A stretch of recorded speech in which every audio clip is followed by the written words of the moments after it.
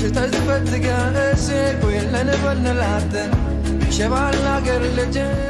evening, everybody. Welcome back for another episode of Learning with My Rabbis. It's always a treat to get to share different teachers that impacted my own thinking with all of you, with my community. Today we have a very special guest, Rabbi Mordechai Silverstein from Yerushalayim. He taught me and my classmates when we were studying at the conservative yeshiva, where he really was an expert in halakha and poskim, all the different codes, Midrash. And before he made Aliyah, he was a rabbi in New York, but that was back in 1988. He made Aliyah to Israel. And since then, that's where he's been teaching and working in a variety of settings. He did a couple of times in a sabbatical as an interim rabbi back in the States, which we're going to talk about in a little bit. And as a graduate of the University of Pennsylvania, he also graduated from the Jewish Theological Seminary. We received his rabbinic ordination, his smicha, as well as receiving a second smicha, a second ordination under the auspices of Yeshiva University. So we're very happy to have Rabbi Mordechai with us all the way from Israel. Welcome. Thank you. It's good to see you, Rab Lewis. It's always a pleasure. Besides all of the Torah that I got to learn from you, I like to think that some of my sense of humor comes from you as well, because you taught me that to be a rabbi, you don't have to be serious 100% of the time. You can have fun, and the Torah and learning and Jewish life should be fun and enjoyable. So I hope I've been living up to that and having a good time since. Well, life is about being happy with who you are. So let's go back a little bit towards the beginning of your story. Why did you decide to become a rabbi in the first place? Well, I think I don't come from an observant family, but the Jewish bug hit me young. I mean, when my family brought me to synagogue, even when I was a little kid, I liked it. And even when we never joined the synagogue until I was in fourth grade, but I would go with friends to synagogue. And the synagogue was just someplace I felt perfectly at home. I spent most of my youth in the synagogue, and if I wasn't in high school, I was in the synagogue. And from a very early age, I thought that was something that I wanted to do, and I also wanted to explore more seriously Jewish learning. I think they call it. I wanted to have a thick Jewish experience rather than a thin one, and in my time, the way to do that was to go to rabbinical school and become a rabbi. So the seeds were planted when I was 5 or 6 years old already. Wow. Are there any particular events or people that led you to that, given that you didn't grow up in a particularly observant home, or it just naturally, this was just your neshama? This was just who you were. It was my neshama, but I was also pretty close. I grew up in the Reform movement, and I was pretty close with the rabbi of my synagogue, Rabbi Richard Levine, and he was inspiring to me.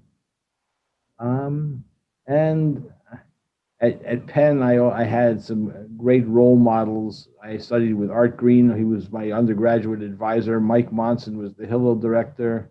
Got to study with Judah Golden and Jeff Teague. So I've learned with lots of inspiring figures. Wow, and that's before you got to the golden days back at the Jewish Theological Seminary and Yeshiva University. Before I got there. Yeah. So you already had quite a few big names under your belt. So I don't know whether the big names are what's important. People that had something important to say about being Jewish and what it was to be Jewish. That's wonderful that you had those kinds of experiences. I always credit a couple of my teachers and early experiences, because I also didn't grow up in a particularly observant household. It was a conservative synagogue that we belonged to, but mostly because my parents split the difference. My dad grew up in an Orthodox synagogue and my mom a Reform. So the conservative synagogue up the road made sense to them. But when I got to university, I found so many of my friends and classmates just had no connection to Judaism, even in the Jewish fraternity. It was a social, a cultural thing. And I really attribute it to a couple of teachers I had at a young age that showed me the value, the fun, the meaning Judaism can add, as opposed to, right, just the burden of rules and regulations and things you have to miss out on because you have to do Shabbat or holidays. Instead, it was the fun and the life that it gave. Um, it's sort of sad that people don't see Judaism as a poetry of life. Um, and everybody needs to have a story to make their life significant. And those are two things that Judaism could give people, but they're rarely getting them on the synagogue level and when they're kids, and that's sort of sad. And as you said, people aren't getting to experience the joy of being Jewish. And there's a lot of joy, there's a lot of happiness in being Jewish. You just have to go after it. So I'm curious, you said that you went to rabbinical school because you wanted to learn more, and that was the place that people could go and learn more.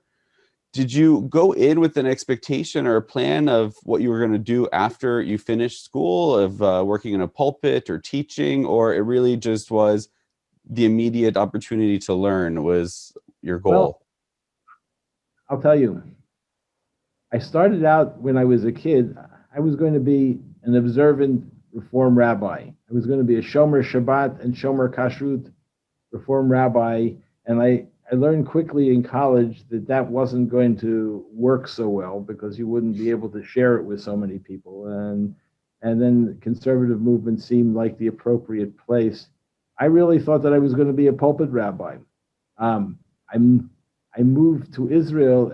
I had a couple of years as a pulpit rabbi, which I loved very much. But I live in Israel because I had married an Israeli girl, which is a fun story in itself.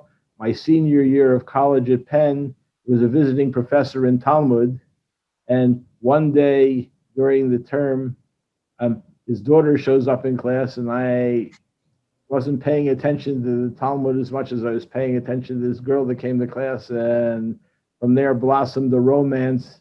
And after my second year in Israel, we got married, and my plans changed. So I was thinking that I was going to be a pulpit rabbi, and it turns out that I became a teacher of rabbinic studies instead. Wow, what a worlds colliding, right? Things that fell into place, and now you and your wife have been married for many, many years. You have 5 children and a whole bunch of grandchildren. 14. Sorry, how many? 14 at present. Wow. And all just because you happened to attend when a visiting professor was in town and you or was there for the year, and you were in that class that year and that day. Kadosh Baruch Hu makes plans for us, sometimes different than what we expect. It's amazing. It's amazing. So while you were learning at JTS, afterwards, you also got your smicha from Yeshiva University. I'm curious why the need for a second smicha, a second rabbinical ordination? Was it planned or what happened, Dixon? Well, the whole thing is, you said second smicha. Education isn't about getting pieces of paper to hang on the wall. JTS's education and the education I got at Yeshiva University and the education I got at Hebrew University's Talmud department were all complementary. All of them were doing something that the other wasn't. JTS's education was sort of what they call a Cambridge Jewish gentleman's education. In other words, a very broad scoping education where you get to see lots of stuff, but not necessarily in the depth that I would have liked. And Yeshiva University's education was halacha, plain and simple. In other words, at JTS you learned some halacha, and at Yeshiva University at the rabbinical school, it was the whole day was halacha, Shulchan Aruch, tour, tracing the halachot and looking at all of the commentaries and things. So it wasn't two different pieces of paper, but complementary educations. And then my education in the Talmud department at Hebrew University was also different. It was academic study of rabbinic sources, and that wasn't something you got at either place. So all of these things, I hope, expanded my horizons, that made me a broader person and gave me more to give to others. Wow. And the two pieces of paper are sitting in their original envelopes, in a closet somewhere. I love that, because I think definitely it was something that me and my classmates noticed at the yeshiva. Generally, we had teachers we could go to, and we knew which type of question to go to which teacher. But you kind of fell into a very diverse category of questions on a sugya from Talmud, questions about a Midrash, questions about halakha. Really, almost any area, we knew that you were somebody who could have an answer for us. And I think it speaks a lot to that, seeking out continued learning and getting such a diverse group of teachers of your own, and getting to channel and pass their Torah and their knowledge and their abilities or method of study onto your own students. Judaism has so many exciting things to give. And, it's like going into a candy shop and you like everything and you're excited about everything, and everything makes you, more special, I hope. So I'm curious, you worked for a couple of years as a pulpit rabbi in the United States before making Aliyah. What was that transition like, moving to Israel as a American trained rabbi? I didn't intend to be a rabbi in Israel. I mean, all right, well, let me start out differently. I really loved being a congregational rabbi. I had a lot of fun being a congregational rabbi. We just wanted to raise our children in Israel, so that was why we left America, not because I was running away from being a congregational rabbi. In Israel, I expected to do something different. I went to Israel to study at Hebrew University in the Talmud department, and also I studied it in the Kollel at YU at the same time, and I was going to see where that was going to lead me. But I was also blessed a couple times to be able to go back to a congregation in Deerfield, Illinois, Moriah congregation, and that was also a lot of fun and very meaningful to me.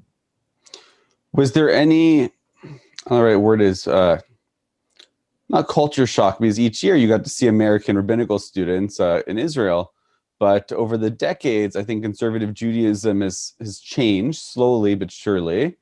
So having gone from being in an American conservative pulpit 1 year, and then, I don't know, 20 years later, 25, I don't want to put numbers in, but when you returned then a few decades later, was there a culture shock or anything, and how much conservative Judaism changed over those years? Well, I managed to find synagogues that were comfortable for me. The yeshiva sent us there were 3 or 4 times that I went to America on tours of synagogues, and I got to see a variety of different conservative synagogues, which was a very, very interesting experience. People are in different places and have different needs, and what my needs are religiously aren't necessarily going to be what congregants in America are looking for and need. So people build their synagogues around their needs, and I have an appreciation of that. And you can be who you are and still have an appreciation of other people, and that they're doing good things and doing important things, and that's what counts. I know from my own household and my own parents' own experience that the kind of synagogue that's going to be good for me isn't going to be good for them. And I'm happy that Jews are in synagogues where they're having a positive Jewish experience and being able to appreciate the beauty of Judaism and getting meaning out of it. So, but in terms of my serving congregations, I was blessed to find congregations where I could feel comfortable serving for a long term. I love that answer, right? That you looked for places where you felt comfortable, and that you're happy that people had places where they felt comfortable. I think so often we see it, at least in the conservative movement, when rabbis or people in some denominations to our right kind of look down their shoulder at us. But I see it also in the conservative movement a lot of times where rabbis do the same thing to movements further to the left. And even when you get very far to the left, there are rabbis that I meet or people that look down at people even further to the left. But I love what you said of just, it's about people finding what connects for them. What's fascinating, though, is most of the time, these people don't have any inkling of what the others are all about. It's not, most conservative rabbis don't have, unless they grew up in the Reform movement, don't have a clue about what that's all about. And most liberal rabbis don't have a clue about what's happening in Orthodox synagogues, and that they never really met or talked with a Jew that's different from them. I remember being in a kosher restaurant once, a fancy kosher restaurant in Chicago, and the people I was with, they see all of these different kinds of Orthodox Jews, and they point under the table, tell me what that one is. Tell me what that one is. It's because they never talked to that kind of Jew. They have never done anything with a kind of Jew that was different from them. And that's sort of sad. And part of the reason that people don't get along is because they have no, it's like speaking about or to an alien. That's sort of sad. There's no interconnectedness in the Jewish community, and that's a shame. It certainly is, because I mean, everybody else, not everyone obviously, but there's a lot of hate. There's a lot of things that come from the outside world towards Jews as a whole, and they don't distinguish between Reform, Reconstructionist, Orthodox, conservative, secular.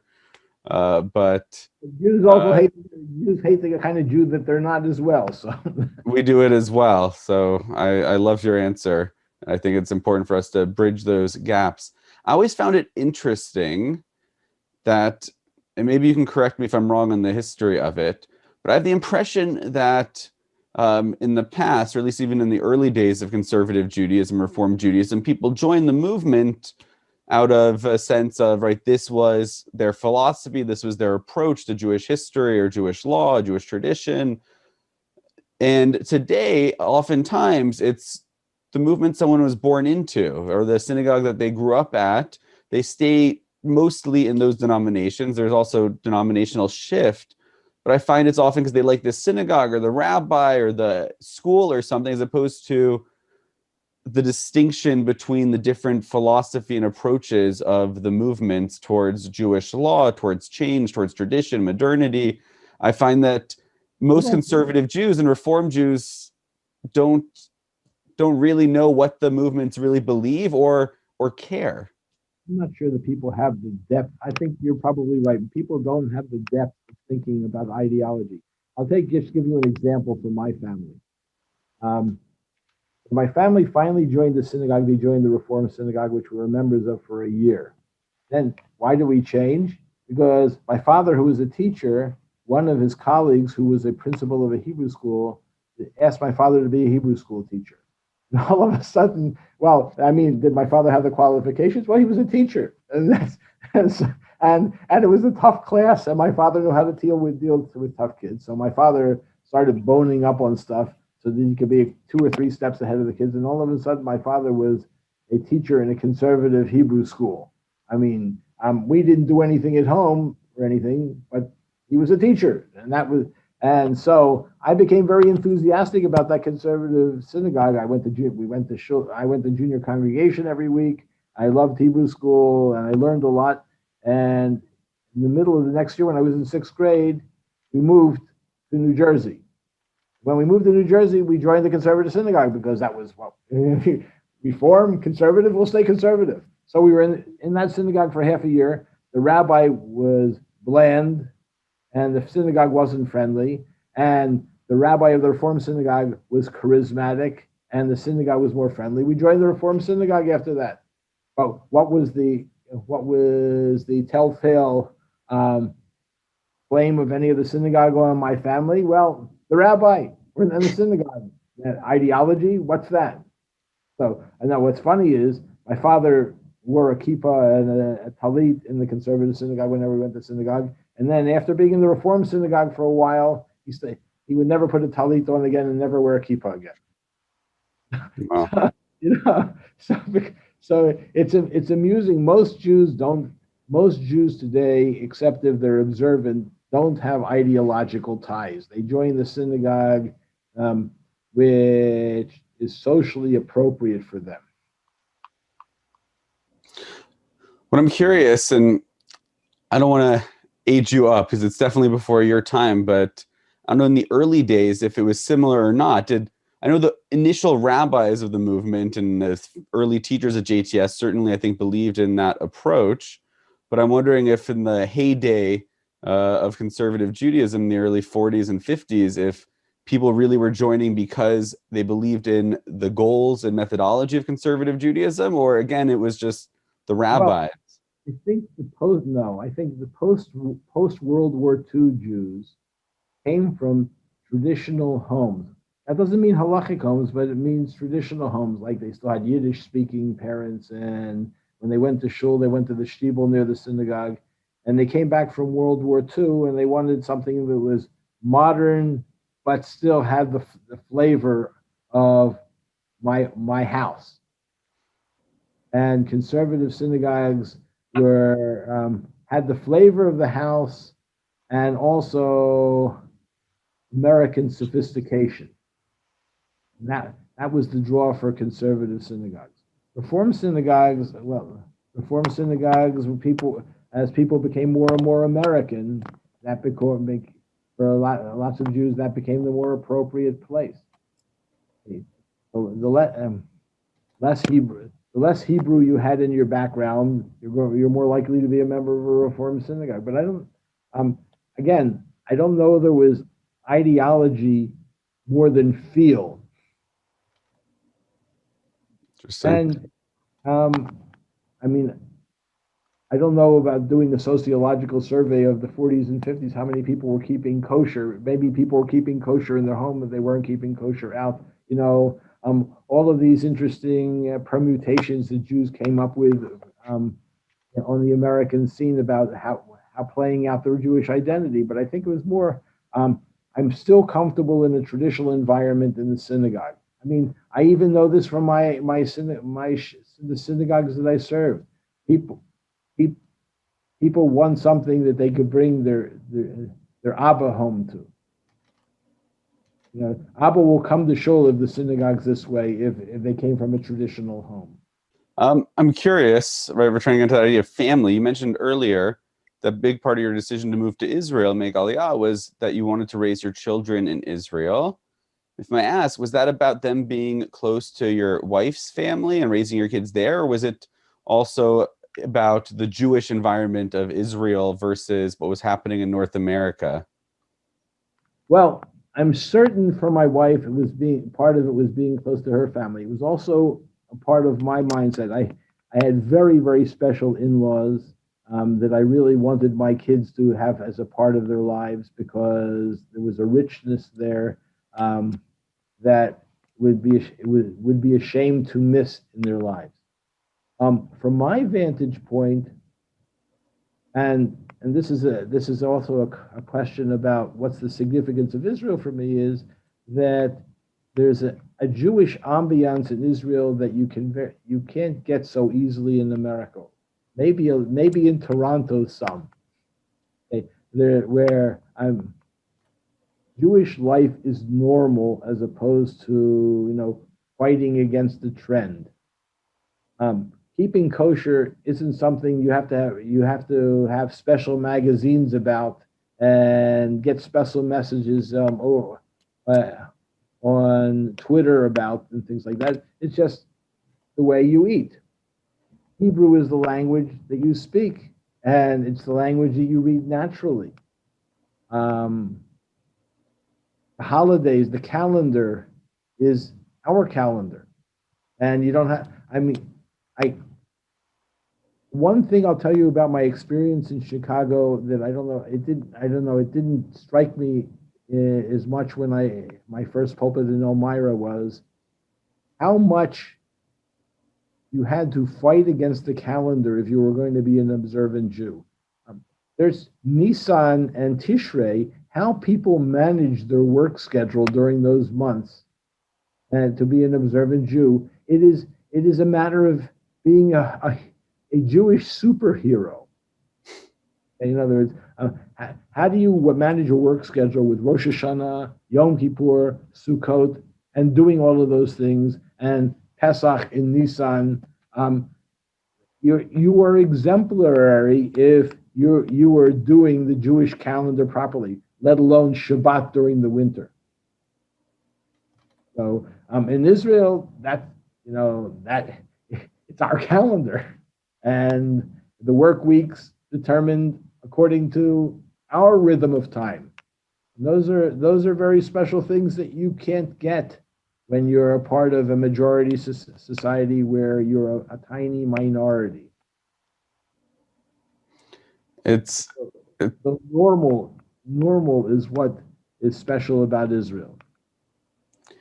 I remember when I was on Birthright, I was waiting for my magical Israel moment. All my friends that had gone on trips earlier, pilgrimage and USY and other things, had told me about, how they cried when they got to Jerusalem, or when the plane landed, or they first got to the Kotel, or all these different things. And I remember looking out the windows we were landing and thinking, like, okay, I see a lot of desert. I'm not sure where one desert ends and the Israeli desert, the Jewish desert begins, and the airport. And to got to Jerusalem, my first thought was, wow, there are a lot more cats here than I expected, and the hotel was a lot more crowded than I expected. And I ended up actually later, when I was living in Jerusalem, really spending a lot of time in the old city and the Kotel and the Jewish quarter, becoming a very special place to me. But on that trip, it was only 10 days. I kept waiting for my magical Israel moment, and it was getting close to the end. And it was a winter trip, and we were in a random mall in the northern Israel, stopping over, driving from one place to the other. And there was Hanukkah music playing, and I realized it was Christmas Eve. And that for me was the moment when I was like, wow, like, it's not a small Hanukkah next to a big tree. It's not every 50th song is they throw on dreidel, dreidel, dreidel, as opposed to all the classic Christmas tunes. It was the first time I was at a place that I was the majority. What I did was normal. And I think what you're saying is it makes such a difference in your sense of identity and your sense of who you are. I'll tell you two cute anecdotes on that same note. When I was in rabbinical school, they took us to a seminar on a kibbutz about the Holocaust, and there was a group of girls from Haredi girls from a Beit Yaakov school, and they're doing circle dancing for themselves. What was the nigun that they're dancing to?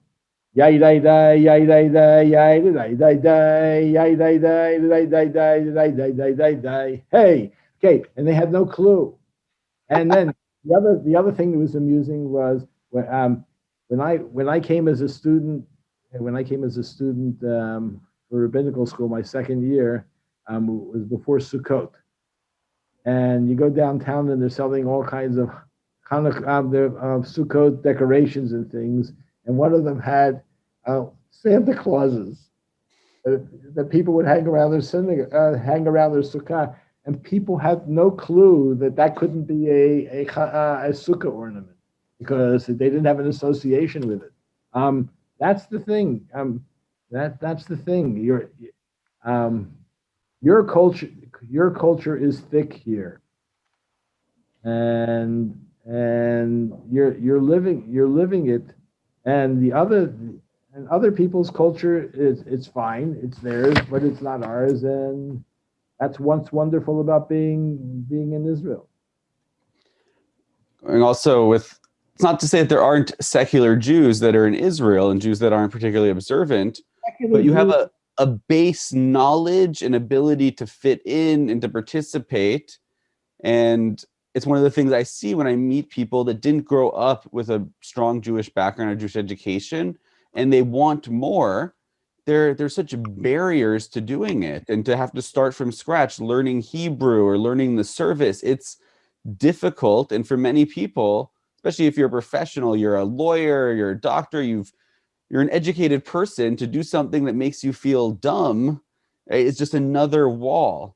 And I think it's so important to have that strong foundation and to make sure that kids get that, because it sets you up if you ever do want to go back later. it makes it that much more doable. Having the language and having, even if you're not observant here, having the language, having the calendar, and that the supermarket you're going to, most of the food is kosher. It's just a given. All of these things are givens, and even if you're not intensely into the Jewish experience, the language you have allows you to be. Okay, and for some reason, North Americans really have trouble with foreign languages. I don't know. Europeans less, Americans, I don't know about Canadians, Americans, you can take 6 years of a foreign language and you still don't have a grasp on it.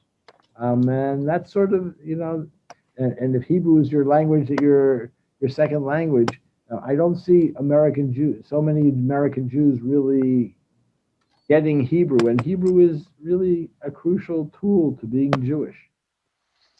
I remember in Jerusalem, I'm a big fan of meat and kosher meat. And actually, Chicago is one of my favorite kosher restaurants, Milt's Barbecue for the Perplexed. It's delicious, delicious ribs. But in Jerusalem, I'd go every day and find the best shawarma, the best burger. I remember there's a new place opened up near Ben Yehuda Street.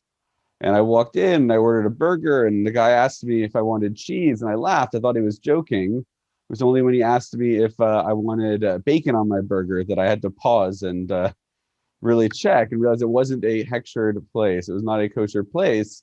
But what you said, it was not something I had to think about. I had forgotten to even look after living in Israel for 6-7 months, because every place, especially around Jerusalem, Tel Aviv, and some other places, I'd be more careful. But everything there, it was just so easy to be Jewish and to be observant. But now you can get those things as kosher, though. Because they give you pecan cheese or something like that. Yeah, this one I checked. I clarified. It was not that. It was real stuff. I had to apologize and quietly walk out before anyone, saw me with my tzitzit out in this tray for us. I don't know what the owner or the man behind the counter must have been thinking. I walked in with a kippah and tzitzit on. He must have thought I was having my rebellious afternoon, sneaking off. I'm curious because one of the projects you've been working on is a weekly online commentary to the Haftorot. And I think we spend a lot of time focused on the Torah reading, and that's where most rabbis focus their time writing about.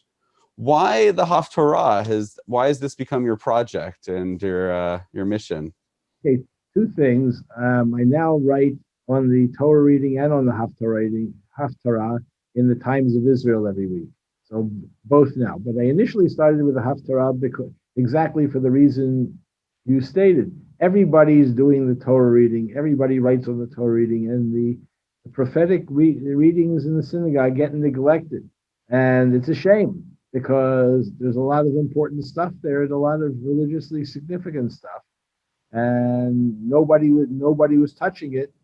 So it seemed like a ripe area to get into, and anybody that's in academia or practically every field knows that you have to find your niche that nobody else is doing.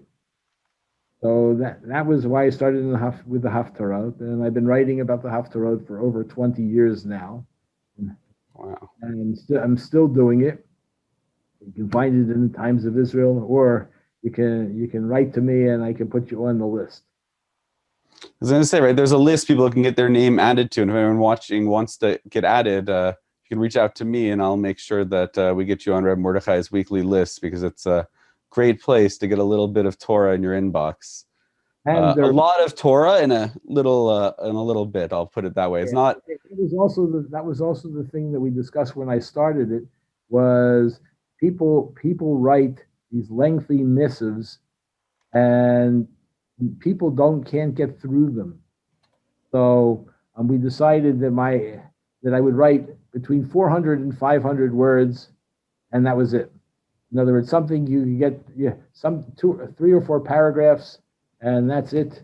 And that's something that people can digest, and it's exactly the right length. I I imagine it takes a lot of time to put together, but like you said, they're short and they're not a lot of time to digest and to take in, and it's very, very doable for someone that wants to get some learning on a regular basis. I always found in my own writing career that writing shorter is much more difficult. I used to, in classes, the teacher would say a paper should be 10 to 12 pages, and I'd show up with 15, and my classmates would look at me and say I'm making them look bad, and I was going, this is just because I don't know how to cut anything out. I don't know how to shorten something. It's not a sign of a good writing to come in over budget. I'm curious, one of the classes you taught at the CY, the Conservative Yeshiva, that we learned with you in was about Jewish law halakha. And we got to really examine from the early sources all the way through modern sources. One of the things I've noticed, and I'm curious if you've noticed the trend and can maybe help explain it or anything, but when I read Tshuvot and Responsa and rulings from the past, it seems to me that the rabbis of old had a much, they had this rabbinic ingenuity. They had a much greater willingness to see when something from the tradition wasn't working for the community, when it was making someone's life more difficult, more troubling, when it caused pain as opposed to lifted someone up and added holiness. And they felt, it seems to me, much more comfortable changing the law. Right, that might be the wording that they would use, but adapting it or interpreting it in a way that made it more doable, right, less cumbersome for the community. Versus today, I don't see that happening in the same way. I'm not sure that that's necessarily the case. You have to know who to look to for what sort of question.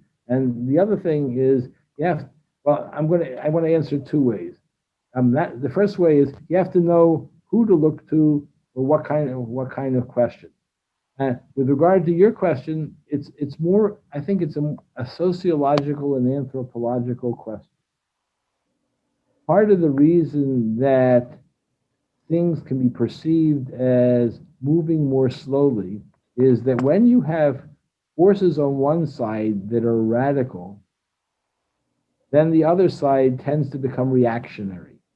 In other words, if there's a perception that the liberals are out liberalizing themselves, then the other side stiffens its back and holds in its place tight. And you have that since the time of the Khatam Sofer, when the radical reformers in Germany were outlawing denying Brit Milah and doing away with kashrut and all sorts of things like that. And then the other side became reactionary. I think you may see some of those things today. Today, if you see that today you have an orthodox, one kind of orthodoxy, liberal orthodoxy, which is confronting stuff, and the other side of orthodoxy is becoming reactionary. In the conservative movement, it's really, things have really moved generally to left of center. You don't have a right wing in the conservative movement anymore. But I'm not sure that you would find that, say, with COVID, that the rabbis didn't meet the challenge. Even Orthodox rabbis didn't met the challenge of COVID. There's a very important Haredi posek that's a neighbor of mine, Rav Asher Weiss, and he has a book this thick of Tshuvot on COVID, where he's dealing with all of the stuff, and he dealt with it, I think, appropriately. Other things, there are issues that are changing so radically in our lives that it's hard for any legal system to keep up. And even the secular legal system can't keep up as quickly as society is changing. And the same things that religion is are debating over, the secular courts are debating over. So I'm not sure that I necessarily agree with you on all of those things. I mean, Shabbat halacha, what's happening with electricity and electronics things, that's a complicated issue. I mean, with COVID, people went to the computer. On the other hand, once people start using a computer on Shabbat, are they going to be able to stop when the emergency's over? And once you're using the computer on Shabbat, can you use it for davening and then not use it for Facebook or to check your email, which is the ultimate in weekday, not Shabbosdic stuff? That's a complicated question. And it's interesting.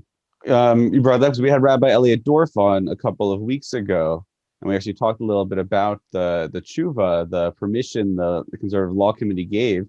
And in the original one for the virtual Minion in light of COVID, it talks about limited to this time of emergency, to this special time, this sakana. And I was surprised. I asked them, when do we determine that actually is ended now?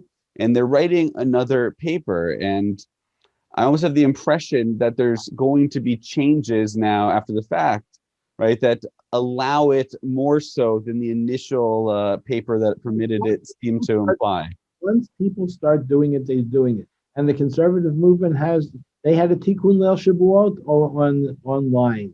In other words, they're not going to be able to go back. Yeah. Because it's become an expectation. Incidentally, yeah, you reminded me of something interesting. You talk about halacha. Is it frozen or not? You should know that that Rav Asher Weiss, who's a chassid, and Shlomo Zalman Auerbach, who is one of the most important poskim in Israel, and Aaron Lichtenstein, there is an Orthodox writing tshuva. And the question that was asked, can you invite somebody over to your house for Shabbos dinner if you know that they'll drive there and drive home? And they found a way to say yes. Now, Moshe Feinstein 30 years ago said absolutely no. But 15 years ago, there are rabbis that said, Orthodox rabbis, black coat rabbis, even Strimal rabbis, who found a way to say you can invite somebody over your house and turn a blind eye.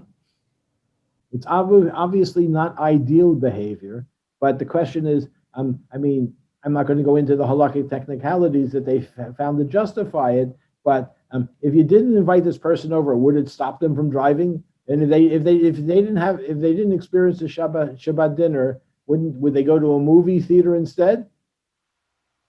And you and I both know the answer. The answer is yes. But there's a way. They found a way to halachically justify the invite. No, I love that. And I think it's important. I was reading recently, I found a tshuva of the Rambam where he talks about eliminating the individual Musaf Hamidah Rosh Hashanah, because people talk during the repetition then because it takes too long and out of a sense of decorum. And it just, in a way, it surprised me to see, because I hear so often from some people that I know that are in Orthodox denominations and groups that one of the big issues is conservative Reform Judaism. They shorten the service, they change it and all of that. And here the Rambam was advocating, maybe not nearly as drastically as has happened in some liberal shuls, but to cut out a part of the service in order to help people sit through it better, because it sometimes goes on longer than the Spanish Portuguese synagogue in New York and in Philadelphia, Mikveh Israel, they do Musaf together. Yeah. I'll give you another fun anecdote. When I was growing up Reform, one of the reasons I really didn't like Reform was I hated responsive readings. Okay, and they said, that there's nothing more not Jewish than responsive reading. Okay, and then deep in my studies over the years, there's something called Poreset Shema. And the sages weren't quite sure throughout the ages what it was. And the contention now of most scholars was that in the synagogue in Mishnaic times, they had a responsive way of reading the Shema. Like the leader would say, Shema Yisrael, and the congregation would answer, Hashem Elokeinu Hashem Echad. And I said, oh no, they were doing responsive readings back then, and I thought it was inauthentic. I still don't like responsive readings, and I could never find, I would never feel comfortable in synagogues that did them, but sometimes the conclusions you draw over time come back to bite you. I remember when I first learned that in some communities, they would translate each verse of the Torah reading into the local language, right, as it went, thinking that that was something that was not so traditional or had a backing, but clearly it did. Although, on the one hand, I think we'd benefit from that today because so many congregants in non-Orthodox or even Orthodox communities don't necessarily understand the Hebrew, but also I fear what it would add to the service to do every line twice. If you ever go into a Yemenite synagogue, they still do Torah and Targum. In other words, they read a verse and then somebody recites the Aramaic, and it really can take a long time. But the Aramaic people don't know anymore, right? So that's the issue. In the time, it was because people understood the Aramaic. But in the Yemenite synagogues, I'm not sure that they don't understand the Aramaic. One of the other things you taught in the yeshiva to us was we learned Midrash with you. And I found Midrash to be such a rich place to really find material for sermons, because it really, in a way, is not plagiarizing when you're citing the Midrash, but each Midrash is a sermon in itself. It's some message on the parsha that the rabbis are trying to share with us. And I was curious if you could tell us a little bit about, one of the questions I get asked sometimes is, are we supposed to believe that these stories really happened, or that the rabbis believe these stories really happened? And sometimes it's really difficult, especially when there are two midrashot that conflict with each other. So I'm curious what your thoughts on it are. What do you kind of think Midrash was intended to be from the rabbis and how they viewed the stories? Well, Jews were never fundamentalists in the sense that, say, Christians are fundamentalists, reading the text according to the letter. Jews were always very careful readers of the text, and were always questioners of the text, and discerned difficulties and questions in the text. But for the rabbis, these always served as jumping off points for things. In other words, they were inspired by textual curiosities, and answering the textual curiosities lent itself to being creative. Now, were there rabbis that believed the stories in Midrash were, as is? And the answer is probably yes. There were the rabbis that understood that they were literary and interpretive creations. Also the case. There's no two Jews that think alike on these things, but all of these things are inspired by reading the text carefully, asking questions, and trying to answer the questions that you have. And the people don't often appreciate that there are two authors to a text. One is the author themselves, and the other is the reader. And the reader is always an inspired and creative character too. So, and just like Revelation, people think, well, God revealed the Torah, but the listener is also a part of the revelation, and every listener hears things differently. So that is a in short answer to what's inspiring about Midrash. Midrash is a Jewish interpretation of Scripture, and when Jews interpret, they interpret creatively. I always am amused. It was, for me as a kid, I heard the story so much of Abraham smashing the idols, right? I knew it had to be in the Torah somewhere, and still today, I meet people that also believe the same things, but some of these midrashot have become the stories that people know because they're so moving and vivid. Yeah, that particular story is inspired by Joshua's closing speech, which talks about Abraham's father worshiping idols. How could Abraham's father worship idols and Abraham not worship idols? Boom, story time. And it makes Abraham the great first iconoclast. Iconoclast means idol buster. I think Steven Spielberg should make a movie about that. Who's the sequel? Idol Buster. I love it. I love it. I'll have to add that to my list of names. My dog's name's Spinoza. I always thought of him as an iconoclast, and Nietzsche is another favorite philosopher of mine. And we'll have to add Abraham to the list as well of potential names for future dogs that I want to live up to that tradition. I'm not sure you want to name a dog Abraham, though. I mean, that's fair. That's fair. I was actually choosing when I first got my dog. It's another side anecdote between Spinoza and Kaplan, two of my favorite Jewish thinkers. And I later on got to meet Mordechai Kaplan's grandson, and he thanked me when he met Spinoza that I did not name my dog Kaplan. He was very appreciative. So I can imagine. I think you're right. Abraham might not be the right name for a dog. The final question I have is what we like to ask everybody that's with us. Is there a piece of Torah that you found meaningful, it's resonated with you, that you can share with us before you go? Sure, and I'll go to last week's parasha. Smack dab in the middle of the parasha, God calls to Moshe, and he says, well, your time's up. Okay? And you're going to have a death like Aaron. Aaron had a very meaningful and peaceful death. And he tells Moshe that. And Moshe thinks in advance because he's a leader, and he says he wants to help God pick the right guy. And when he does, he addresses God as Elokei Kol Haruchot, the source of the breath of all flesh.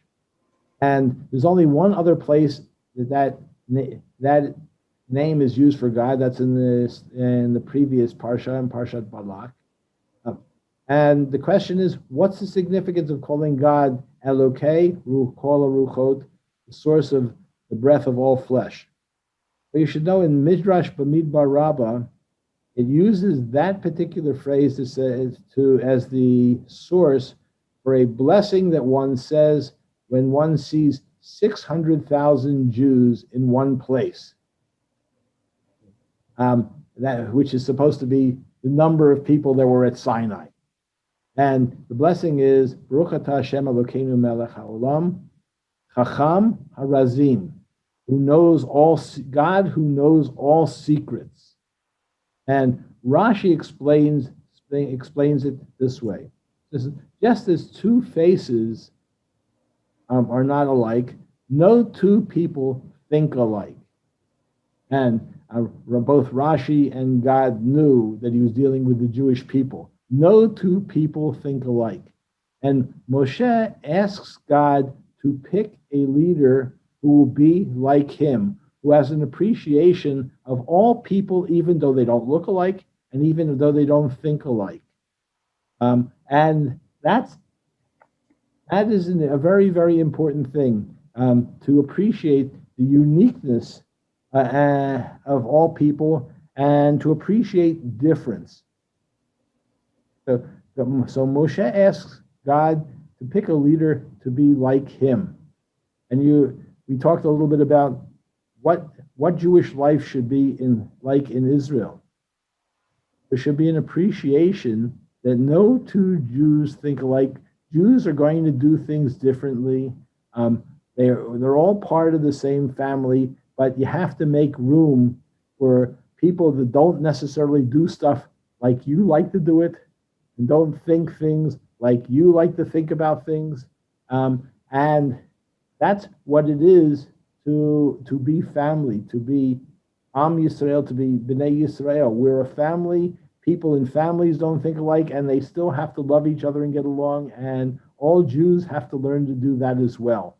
And I think that that's a very important message that Moshe had an appreciation of, and he wanted to remind God that when he's picking the next guy should also have an appreciation of that. I love that. It's such an important message, I think, for our day when, as we talked about earlier, the Jewish world sometimes seems very, very fractured. And I think we all could learn that lesson, the importance of not all Jews, not any two Jews think alike, and there's different ways. The very first Midrash we studied with you was about, I believe it was also from Midrash Rabbah Bamidbar, was about why the Torah was given in the desert as opposed to in the land of Israel, with the idea being so that no tribe could claim it as their own, that it was given in neutral territory as the inheritance of all Jews. And again, that same message of this is for all of us. And in your decades as a rabbi, you've helped to bring, I'm sure, so many students closer to Torah and to Yiddishkeit and knowledge and the wisdom and the joy our tradition has to offer. I know you've brought me closer to that, especially the joy and the laughter. So I really want to thank you for sharing your Torah with me and for agreeing to be here with us today and to share your Torah with my community, Rabbi Mordechai. Thank you so much for being here. My pleasure. And it's good to see you again. It's a pleasure for me. And to everybody watching at home, thank you for joining us. We'll be back again next week. And please, please, please, you can find Reb Mordechai Silverstein on the blogs Times of Israel to get his weekly Haftorah and Torah commentary, as well as there is an email list. So if you reach out to me, I can pass those along to him to get you added to that list. He's really, really a phenomenal teacher. And thank you so much, Rabbi. My pleasure. Don't love God. If you don't love your neighbor, if you gossip about him, if you never have mercy, if he gets into trouble and you don't try to help him,